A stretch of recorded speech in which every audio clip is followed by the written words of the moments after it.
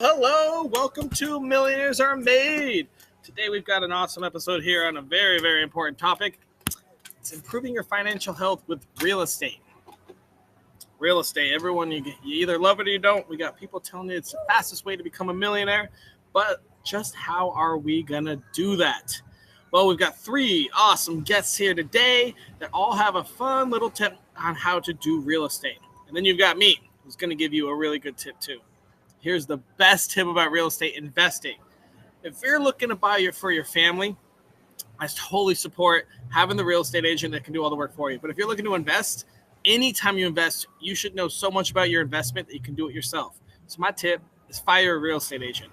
Learn how to do it, learn how to invest properly, and run the numbers yourself before you buy one of the most important purchases of your life. The real estate, you're losing tons of cash, tons of capital, and there's millions of ways to buy without a real estate. I have not used a real estate on my last 5 deals, I believe, of properties I bought.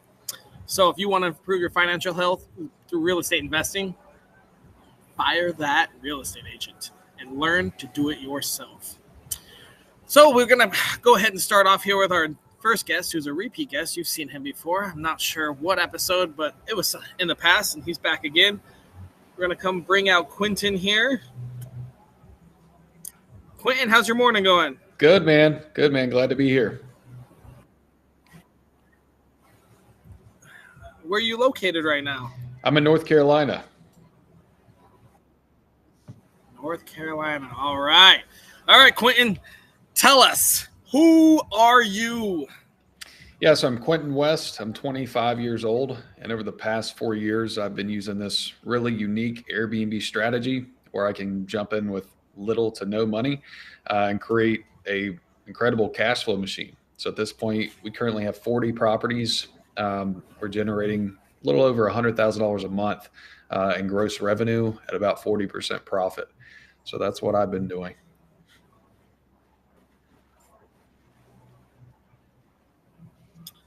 Wow. Well, that sounds pretty impressive, and it sounds like you're using real estate. So let me ask you this. If I wanted to improve my financial health with real estate, what advice would you give me?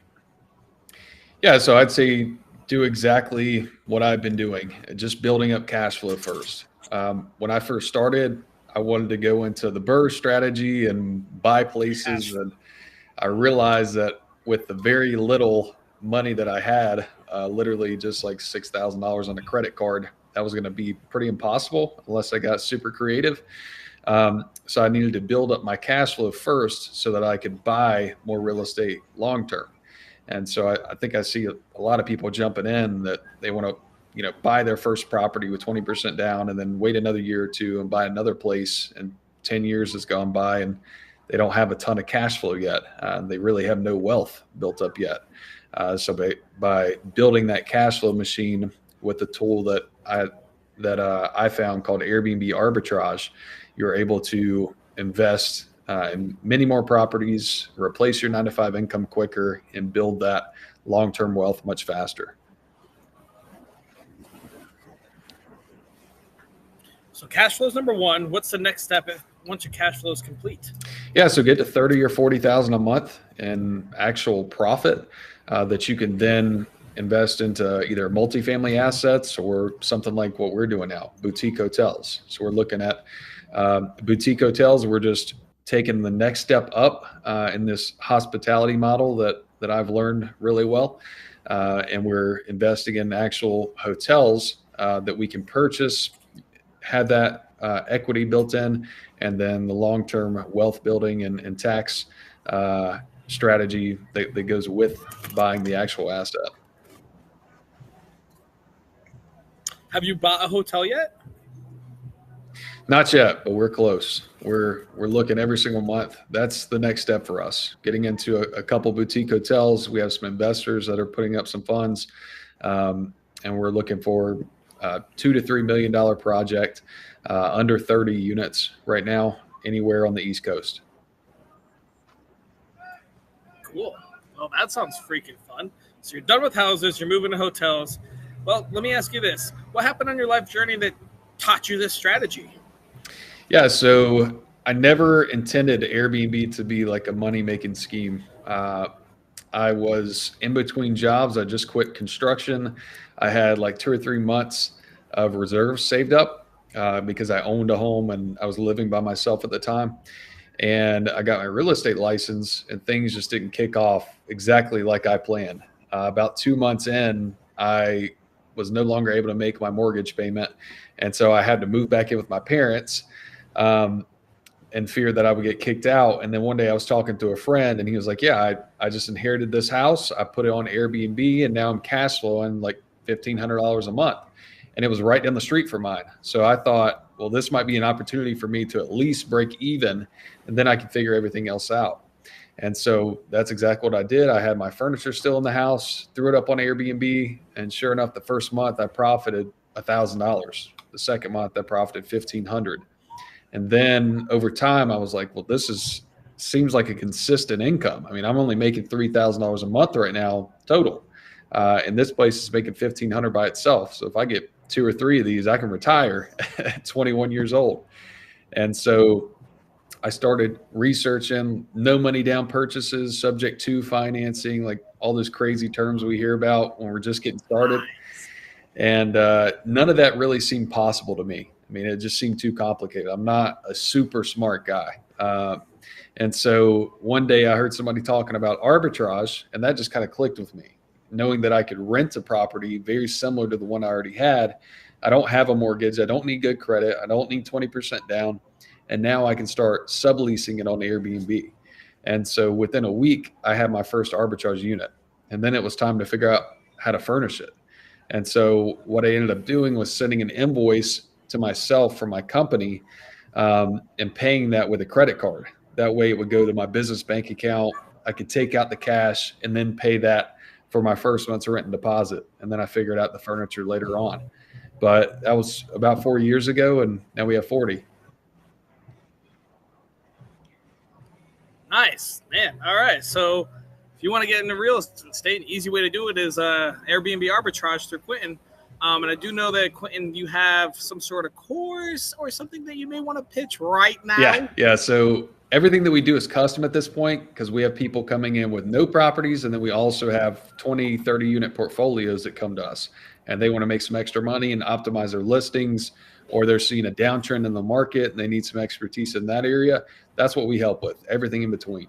So if you're somebody like that, you want to get started or scale what you already have, shoot me a message at Q Deals Homes on Instagram and I'll point you in the right direction.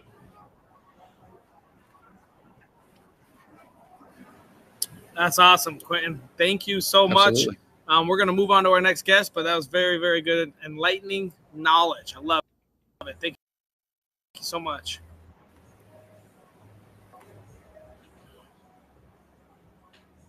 Hey, doing great. How are you?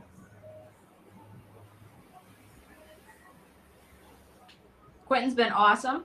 I enjoyed his Airbnb stuff. I have a question for you, Amber. Who are you? I'm a chief financial officer, day trader, and entrepreneur. For the last 12 years, I've been working with startups and turnaround companies. I'm the owner of Stratford Consulting, Fitter, Smarter, Richer, Whoopsie Hair Ties, and also coming soon, Stratford Capital Partners, an investment advisory services firm. So I'm sure that we're here to talk about Whoopsie Hair Ties, right? Hey, if you don't have one, get them soon.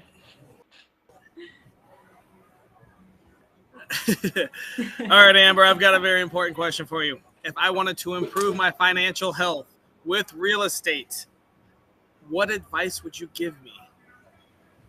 Whether you're a passive or active investor, you need to understand the financial statements. That's the balance sheet, the income statement, and the cash flow statement. Those are the three bases of what you need to understand. You need to understand the payables, you need to understand the receivables, you need to understand your net operating income, and you need to understand your free cash flow as an investor.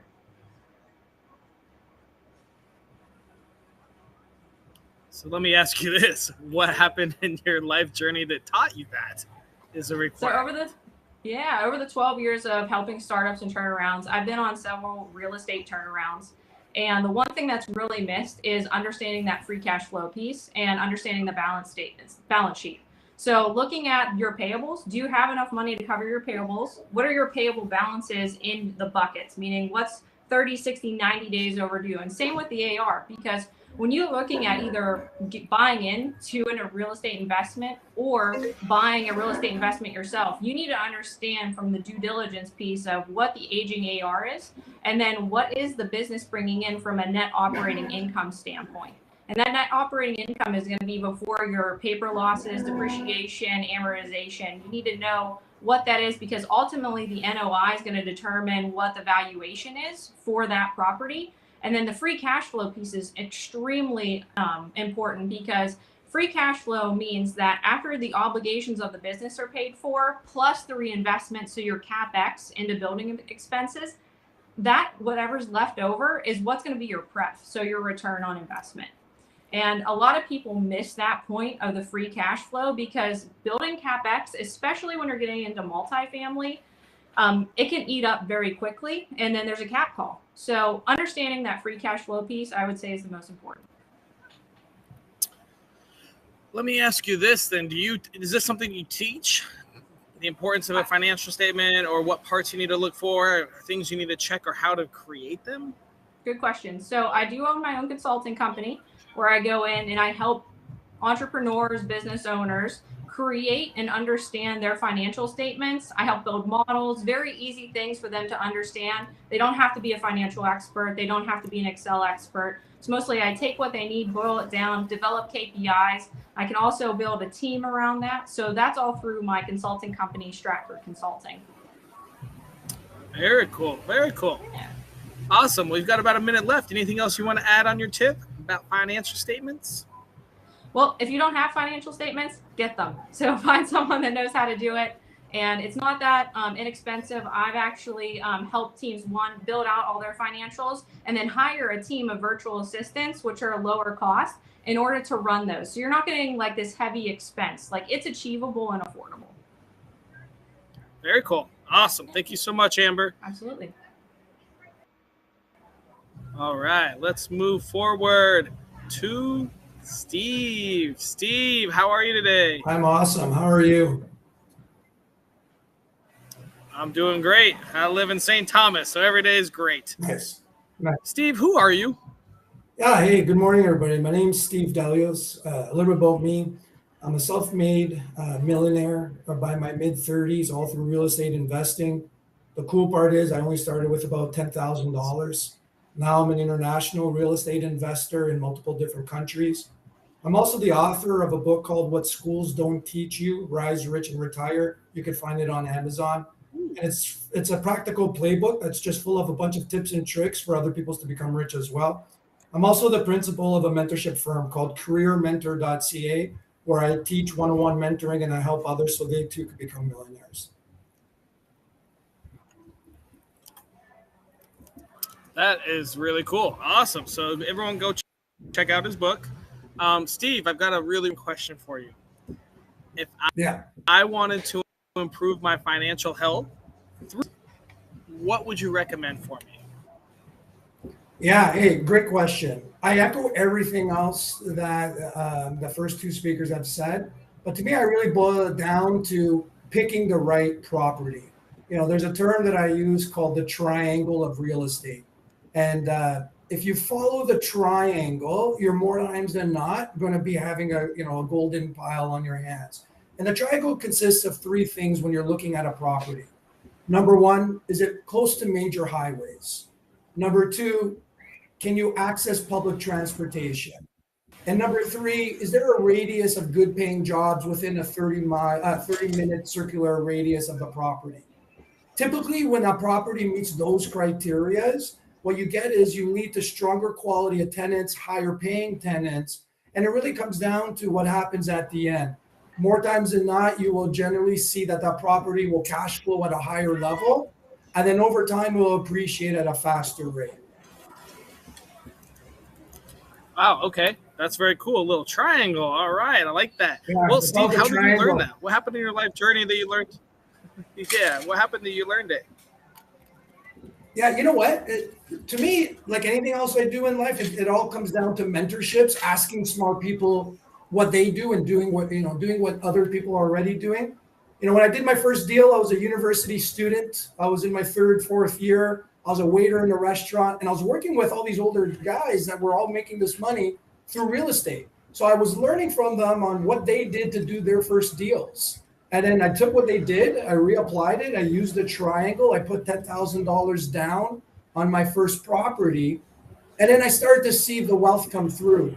A couple years later, I sold that first property for $50,000 more than when I bought it.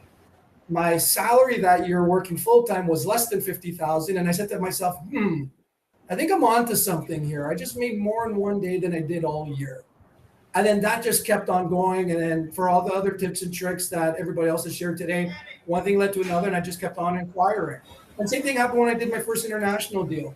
I didn't know too much about another country's real estate market. I just hired all the smart people around me, surrounded myself with the right brokers, agents, and information.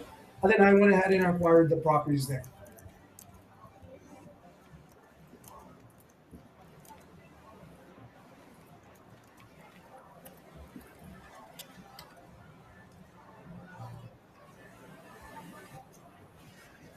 Anything else you want to know?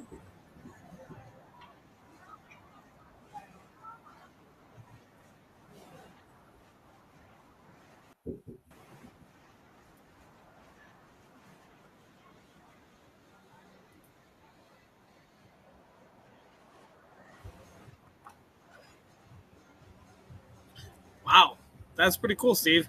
What countries do you have properties in right now? United States and Canada. So mainly in the Florida marketplace and in Ontario in Canada. What other countries do you have properties in? Mainly in the United States and Canada.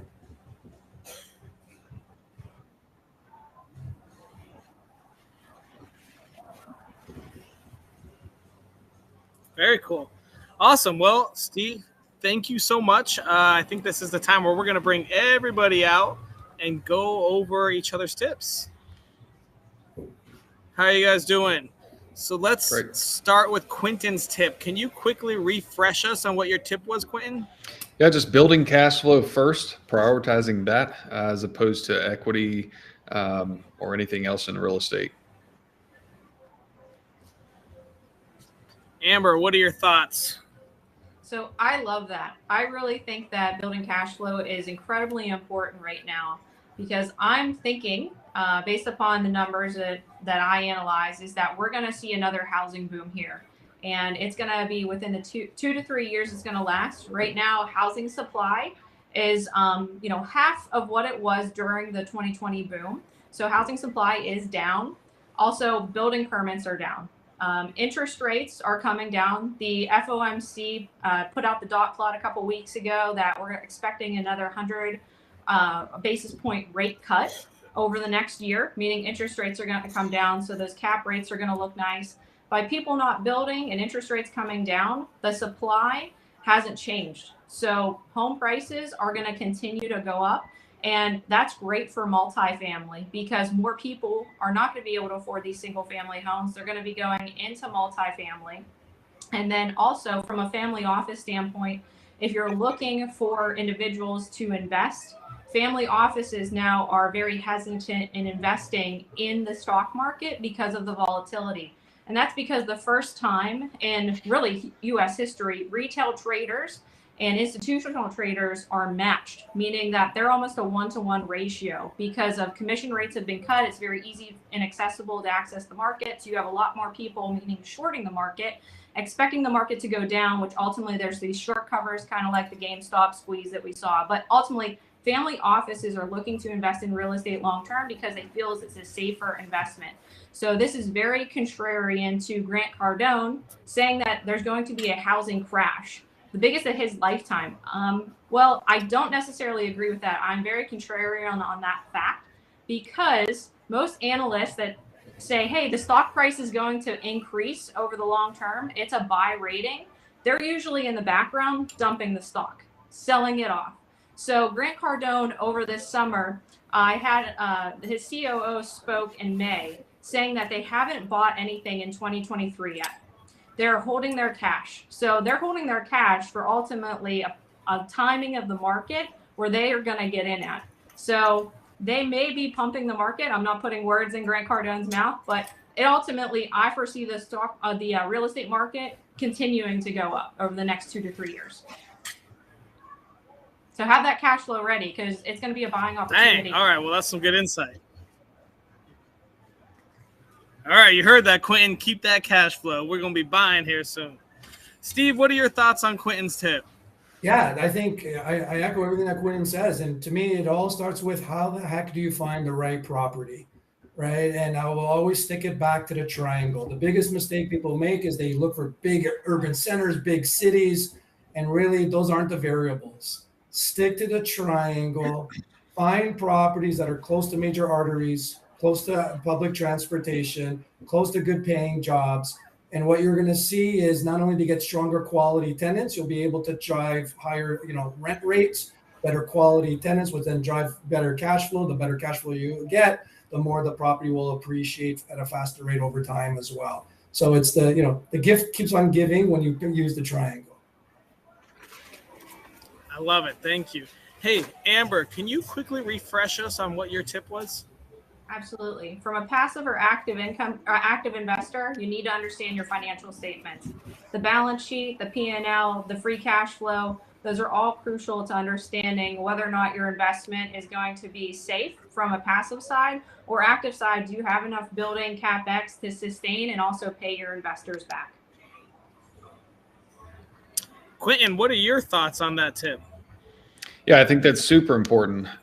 You wouldn't believe how many people come to us that already have properties already, and we ask them if they're profitable, and they swear up and down that they are, and then we look at their P&L, and it's like a third of what they actually thought it was.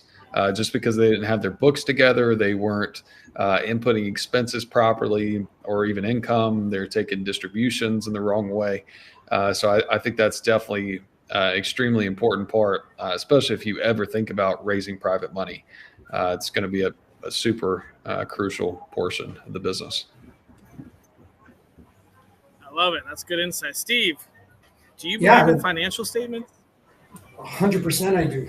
Everything's about the numbers to me. To me, and I talk about this in the book, money makes money. And the key to real estate investment is make more money using other people's money. So the benefit of why I focus also on cash flow is, number one, not only does it help pay down your debts and your mortgages using somebody else's money, but number two, it allows the property to be freestanding. So regardless of the economic climate, the property will always be able to stand on its own 2 feet. And then most importantly, number three, and back to the money makes money, over time, what you end up seeing is you're going to end up using other people's money to acquire more real estate, which then allows you to make even more money. So cash flow to me is always number one. I love it. All right, guys, I'm going to refresh you on my tip. If you want to invest in real estate, fire your agent. Quentin, what are your thoughts? I think if you're, depending on where you're at in life, it's going to change. But if you're starting at the bare minimum, I think you need to get your license. And the reason why is you can buy a 4-unit complex with 3.5% down. Now, as an agent, you get a 3% commission. So you can buy a $400,000, $500,000 complex that cash flows, especially as an Airbnb, for 0.5% down if you have your license. Now, if that's all you do as an agent, that's going to be an incredible jump start. And you could even ask for seller concessions and get a free property just by getting your real estate license. So that was something that I did early on. I bought my first property, FHA, 3.5% down, and used the money that I would have put down for furniture. And so I didn't know that I wanted to be a real estate investor at the time, but it really helped after I couldn't make my bills and payments. But that's what I would do. I love it. That's great. Fire agent, become one yourself. Steve, what are your thoughts on that? Do you still use agents? Not really. For the same reason that Quentin said, to me, there's enough technology out there and enough access to information that if you learn the basics and the fundamentals, you could get to your own conclusions, right? So a lot of times I'll look, for example, when I'm looking for my next property, I'll use the triangle. And then to Quentin's point, And to Amber's point, I'll just run the financials myself. You could use online tools now to see what's the rents in that area, what kind of cash flow will I project to generate, and so on and so forth. The challenge with sometimes with agents is, like any other business, professional service, they're self-serving in terms of what they're looking for. And to me, more importantly, when you first start, you gotta close that sale. They got to just close the sale. To me, it's more about what's your goal, and only you know what your goals are. So when you set your own goals of what you want to achieve, then you should be able to be strong enough to make the right decisions to go and attain your goals. When you're making such a large purchase, 500, 400, 500 million, however big you're looking, you've got someone in your ear, your real estate agent, telling you they may have your interest at hand, but they've also got that paycheck that they only get if that deal closes. So they're not just 100% in your back. They're on their own as well. So it's very difficult to make a giant purchase, especially if they aren't investors. They don't know how to run numbers, how to do the triangle, like Steve said, make sure cash flows. So you have to learn all that yourself. You cannot be a real estate investor without learning how real estate works and how real estate actually, the ROA, and produces money.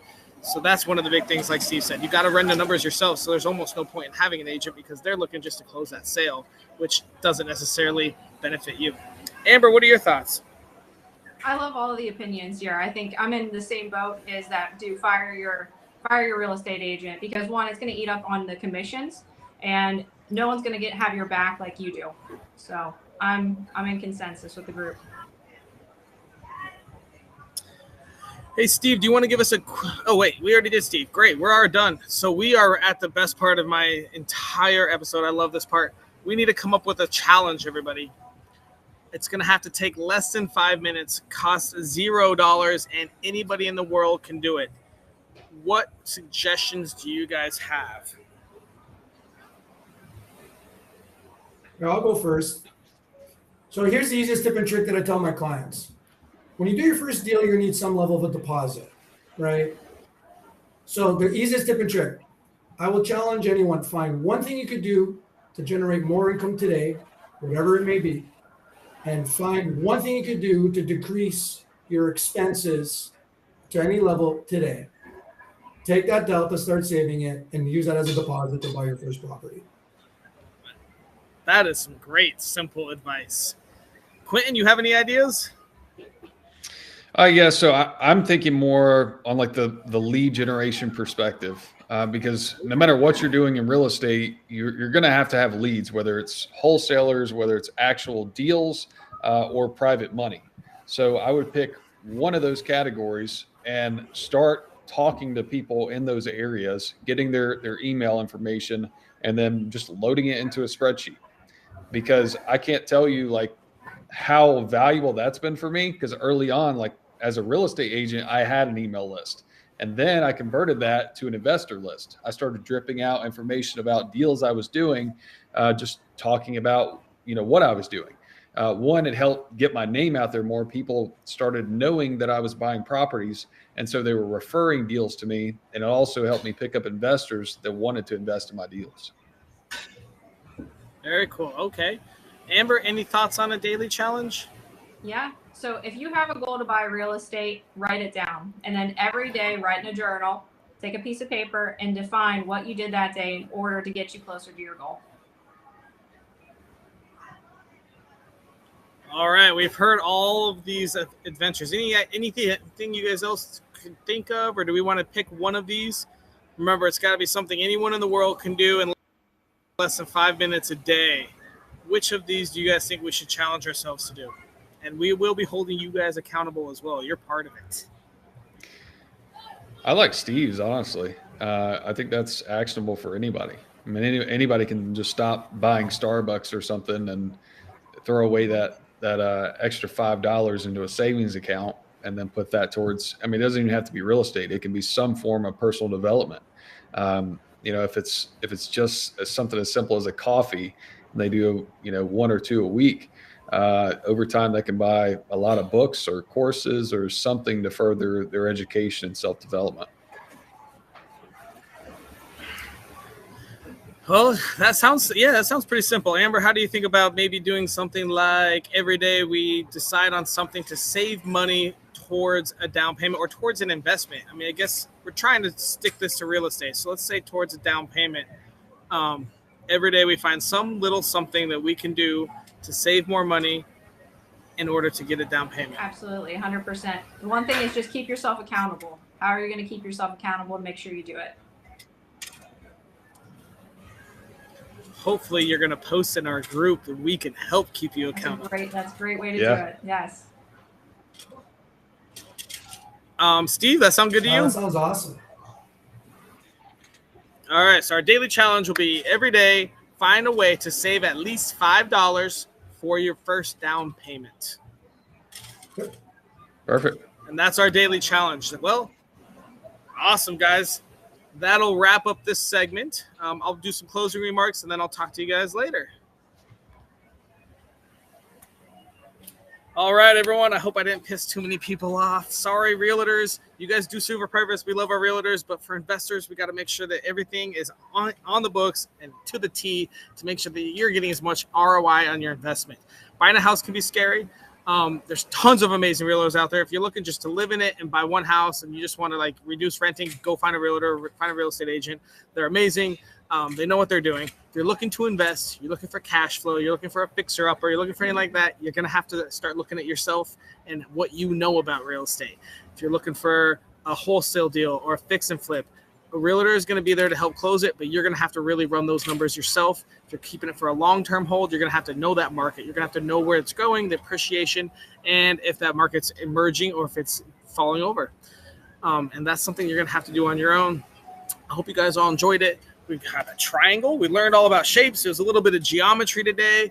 We learned about cash flow, and I agree with that. Cash flow before equity right now. When you're young, maybe it's more important later on, but when you're starting out as an investor, you got to make sure that every month there's more money coming in to cover for any potential issues and as well for you to expand your portfolio. And then if you don't have a financial statement, if you don't have a personal financial statement every year, you need or hire a CPA. And of course, we have options for that too. Wayne Block, shout out, best CPA in the world, saves me every year. And then our daily challenge, everyone, if you want to be held accountable, post in our group, Millionaires Are Made on Facebook. We will hold you accountable every day. You need to save at least $5 and put that towards your down payment on a house. Let's get everyone homes here. Let's all buy them.